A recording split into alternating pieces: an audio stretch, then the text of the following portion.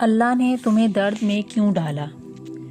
یہ سوال ہے جو انسان نے کبھی نہ کبھی راتوں کو آنکھیں کھول کر سوچا ہے۔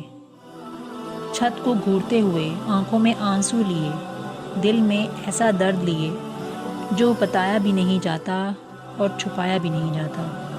اور اگر آج تم یہ سن رہے ہو تو شاید تم بھی اس جگہ ہو جہاں لگتا ہے کہ سب ٹھیک ہے، جو میں کر رہا ہوں وہ سب ٹھیک ہے، میں نماز بھی پڑھ رہا ہوں، کسی کا برا بھی نہیں چاہتا، پھر بھی درد ہے، پھر بھی ٹوٹا ہوا ہوں۔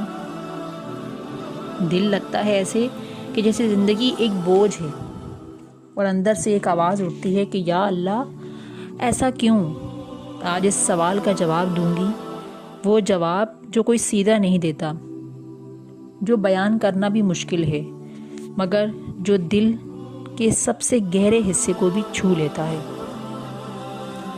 رکو، جانا مت، کیونکہ میں جو اگلے کچھ منٹس میں بولوں گی شاید وہ تمہاری پوری سوچ بدل دے۔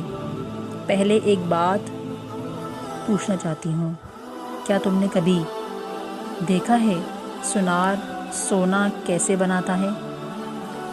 وہ سونے کو آگ میں ڈالتا ہے، سیدھا، بغیر کسی رکاوٹ کے۔ آگ اتنی تیز ہوتی ہے کہ عام انسان اس کے پاس کھڑا بھی نہیں ہو سکتا، اور سونار اس آگ میں سونے کو ڈال کر پگھلاتا ہے۔ سونا بکھر جاتا ہے، سارا پگھل جاتا ہے، جیسے سونا ختم ہی ہو گیا ہو، مگر سونار جانتا ہے کہ وہ ختم نہیں ہو رہا، وہ صاف ہو رہا ہے۔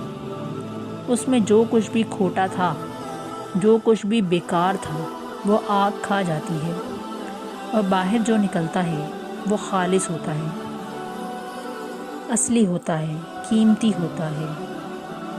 تم وہ سونا ہو اور یہ درد وہ آگ ہے، مگر میں جانتی ہوں کہ یہ سن کر درد کم نہیں ہوتا۔ تو چلے اور گہرے چلتے ہیں۔ اللہ نے تمہیں درد میں کیوں ڈالا؟ اس کا پہلا جواب یہ ہے کہ وہ تم سے بات کرنا چاہتا تھا اور تم سن نہیں رہے تھے۔ زندگی جب ٹھیک چل رہی ہوتی ہے ہم بزی ہو جاتے ہیں، صبح اٹھتے ہیں، کام پہ چلے جاتے ہیں، رات کو سو جاتے ہیں۔ نماز ہوتی ہے مگر وہ صرف ہونٹوں پہ ہوتی ہے، اور دعا بھی ہوتی ہے مگر وہ بھی صرف زبان میں ہی ہوتی ہے۔ اور اللہ جو تم سے 70 ماؤں سے زیادہ پیار کرتا ہے، وہ تمہارا دل چاہتا ہے، صرف تمہاری زبان نہیں۔ تو وہ کیا کرتا ہے؟ وہ دنیا کو ایک پل کے لیے روکتا ہے، وہ چیز لیتا ہے جس سے تمہارا دل لگا ہوا تھا، وہ انسان، وہ کام، خواب، وہ صحت، وہ رشتہ، اور جب چیز چلی جاتی ہے تم رک جاتے ہو، اور اسی رکنے میں پہلی بار تم اللہ کی طرف مڑے ہو۔ سجدہ اس رات اتنا لمبا تھا کہ جتنا پہلے کبھی بھی نہیں تھا۔ آنسو اس رات اتنے سچے تھے کہ جتنے پہلے کبھی نہیں تھے۔ وہ لمحہ اللہ چاہتا تھا تم سے، صرف تم سے۔ درد وہ دروازہ ہے جس کے ذریعے تم اللہ کے پاس پہنچے۔ اور اب وہ بات جو اور بھی گہری ہے، وہ بات جو لوگ بتاتے ہی نہیں، تو رکو، یہ سننا ضروری ہے، کیونکہ جو اگلے 2 منٹ میں بولوں گی یہ شاید وہ چیز ہے جس کا تم برسوں سے جواب ڈھونڈ رہے تھے۔ اللہ قرآن پاک میں فرماتا ہے، اور میں چاہتا ہوں کہ تم صرف ایک چیز آج اپنے دل میں اتار لو۔ کیا لوگوں نے یہ سمجھا صرف یہ کہنے سے کہ ہم ایمان لائے چھوڑ دیے جائیں گے اور انہیں آزمایا نہیں جائے گا؟ سوچو، اللہ خود کہہ رہا ہے کہ ایمان کا دعویٰ کرنا کافی نہیں، ایمان کو ثابت کرنا ہوگا۔ اور ثابت کہاں ہوتا ہے؟ ایمان خوشیوں میں نہیں، درد میں ہوتا ہے۔ وہ انسان جو مشکل میں بھی کہتا ہے الحمدللہ، وہ انسان الگ ہوتا ہے۔ وہ انسان جس کا دل ٹوٹا ہوا ہے وہ پھر بھی سجدے میں جاتا ہے، وہ انسان اللہ کو بہت پیارا ہوتا ہے اور اللہ اپنے پیاروں کو ہی آزماتا ہے۔ نبی کریم صلی اللہ علیہ وسلم سے پوچھا گیا کہ سب سے زیادہ مصیبت میں کون آتا ہے؟ آپ صلی اللہ علیہ وآلہ وسلم نے فرمایا انبیاء، اور پھر جو ان کے قریبی ہیں، یہ درد تمہاری کمزوری کی نشانی نہیں ہے، یہ اس بات کی نشانی ہے کہ اللہ تمہارے ایمان کو قیمتی سمجھتا ہے، وہ اسے سچا بنانا چاہتا ہے، پکا کرنا چاہتا ہے۔ لوہا آگ میں نہیں جاتا تو لوہا ہی رہتا ہے، تلوار نہیں بنتا، تم تلوار بن رہے ہو۔ اور تیسرا جواب وہ جواب ہے جو سچ میں کوئی نہیں بولتا، جو سچ میں اندر تک اتر جاتا ہے۔ کبھی کبھی درد اس لیے نہیں آتا کہ تم نے کچھ غلط کیا ہے، کبھی کبھی درد اس لیے آتا ہے کہ اللہ تمہیں کچھ دینا چاہتا ہے، اور وہ صرف درد کی راہ سے ہی ملتا ہے۔ ایک دم سیدھا وہ درجہ جو اللہ تمہارے لیے لکھنا چاہتا تھا، وہ تمہارے عمل سے نہیں ملتا، تمہارے صبر سے ملتا ہے۔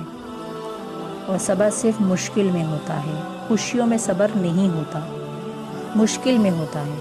تو اللہ نے وہ مشکل دی صرف اس لیے کہ تم وہ درجہ پا سکو جو تمہارے لیے لکھا گیا تھا۔ حدیث میں آتا ہے کہ قیامت کے دن جب صبر کرنے والوں کو ان کا اجر دیا جائے گا تو باقی لوگ تمنا کریں گے کہ کاش دنیا میں ان کی کھالیں کاٹ دی جاتی، کاش انہیں بھی وہ درد دیا جاتا، کیونکہ وہ درجہ دیکھ کر عقل دنگ رہ جاتی ہے۔ وہ درجہ تمہارا ہے، یہ درد اس کا راستہ ہے۔ ایک لمحہ رکو، میں جانتی ہوں ابھی دل بھاری ہے، مگر یہ بھی سنو، یہ آخری حصہ سب سے ضروری ہے۔ تم سوچتے ہو کہ تم اکیلے ہو اس درد میں، تم غلط ہو۔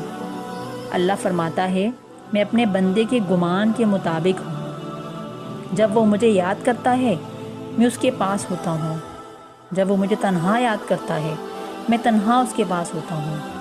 وہ رات جب کوئی نہیں تھا، اللہ تھا، وہ لمحہ جب چھت کو گھور رہے تھے آنکھیں کھول کے، اللہ دیکھ رہا تھا۔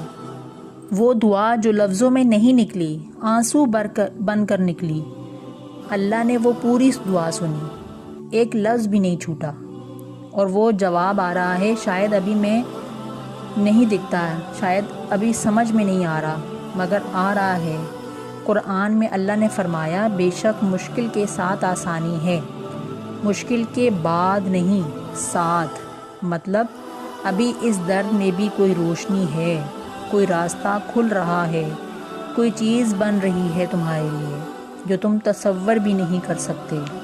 صرف ایک کام کرو، آج رات سجدے میں جاؤ اور کچھ مت مانگو، صرف کہو یا اللہ تجھے پتہ ہے اور میں تجھ پر بھروسہ کرتی ہوں یا کرتا ہوں۔